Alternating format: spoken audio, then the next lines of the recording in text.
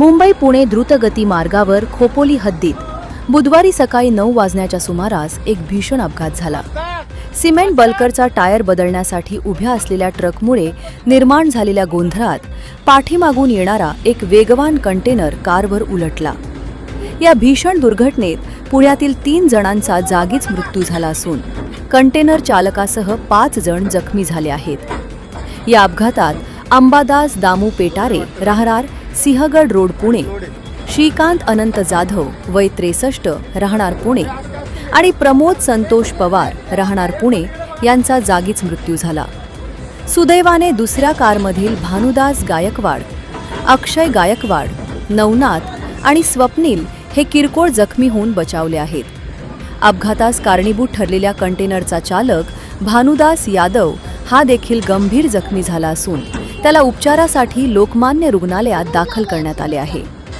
मिळालेल्या माहितीनुसार मुंबई लेनवर खोपोली बाह्य मार्गावर एका सिमेंट बल्कर ट्रकचा टायर पंक्चर झाला होता. चालकाने टायर बदलण्यासाठी ट्रक लेनच्या कडेला उभा केला होता. दरम्यान पाठीमागून येणाऱ्या कंटेनर चालकाला समोरच्या उभ्या वाहनाचा अंदाज न आल्याने त्याने अचानक ब्रेक दाबला. यामुळे कंटेनर अनियंत्रित होऊन पलटी झाला आणि एका कारवर जाऊन कोसळला. या कारचा अक्षरशः चक्काचूर झाला.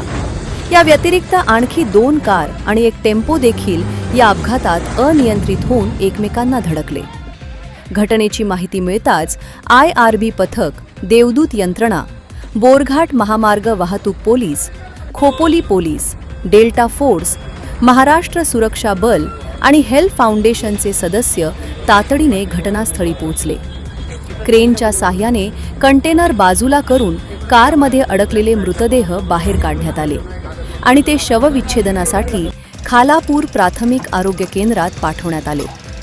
किरकोळ जखमींवर खोपोली नगर परिषद रुग्णालयात उपचार सुरू आहेत.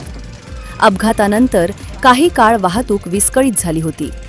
मात्र खोपोली पोलीस निरीक्षक सचिन हिरे यांनी तातडीने कारवाई करत अपघातग्रस्त वाहने बाजूला करून वाहतूक सुरळीत केली. जनोदयकरिता मनोज कळमकर, खालापूर.